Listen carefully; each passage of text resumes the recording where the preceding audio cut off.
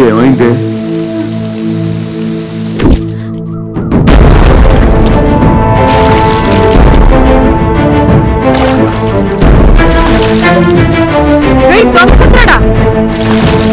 ఏం చెప్పావురా?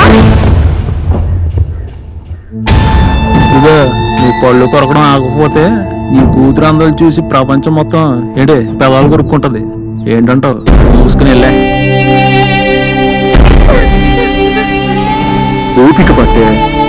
ఏటయ్యా ఓపిక పట్టేది? నన్ను నా బిడ్డని నాశనం చేసావు కదయ్యా. గుట్టుగా సంసారం చేసుకోవడానికి ఈ తడికల కూడా మమ్మల్ని చిత్రం చేస్తుందయ్యా. ఈ చిన్నవారికి మన జీవితాల్ని కన్న కూతురు మానాన్ని కూడా కాపాడుకోవడానికి పనికి రావట్లేదు.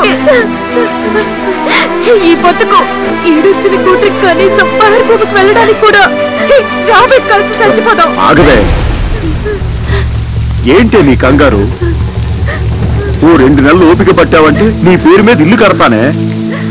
ఓ అబ్బా సోది సపరా సౌలింగా అంటే సంకలు గుద్దుకుని సయ్యెత్తాడంటే నీలంటాడు. ఇన్నాళ్ళు లేనిది 2 నెలల్లో ఇల్లు కట్టేస్తావా? అది కూడా నా పేరు మీద.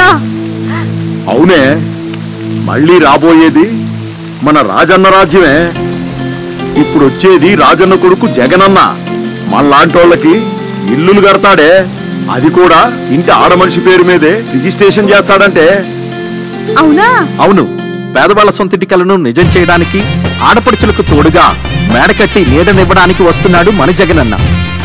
అందరికీ ఇల్లు అనే పథకంతో ప్రతి పేద ఇంటికి 2 నుండి 5 లక్షల రూపాయల ప్రయోజనాలతో ఇల్లు కేటాయించిన రోజునే ఇంట్లోని మహిళ పేరు మీద రిజిస్ట్రేషన్ చేయించడమే కాకుండా కేవలం పావలా వడ్డీకే బ్యాంకు లోను సదుపాయాన్ని కలిగిస్తున్నాడు మన రాజన్న కొడుకు జగనన్న.